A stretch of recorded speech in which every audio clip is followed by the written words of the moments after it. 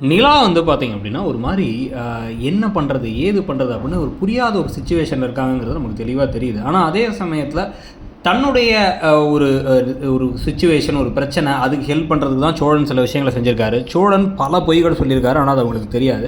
இப்ப சோழனுடைய குடும்பத்த அது எப்படி பாதிக்குது அப்படிங்கிறத பத்தி யோசிச்சாலும் கூட, அவங்க வந்து இல்ல நான் மணமேடைக்குலாம் வரமாட்டேன். வந்து அந்த கல்யாணத்த அஃபிஷியல் ஆக்குன மாரி ஆயிடும். நான் விவாகரத்துக்கே என்ன பண்ணுறதுன்னு யோசிக்க வேண்டியதில்ல. குழப்பத்தில இருக்கேன். இத வந்து கல்யாணத்த ஒரு பொய்ன்னு சொல்லி சீக்கிரமா உங்க வீட்ல சொல்லிடுங்க அப்படிங்கிறது திருப்பி திருப்பி சொல்லிட்டு தான் இருக்காங்களே தவிர, அவங்கள சொல்லவும் இவர் விடமாட்றாரு. இவரும் உண்மைய சொல்ல மாட்றாரு.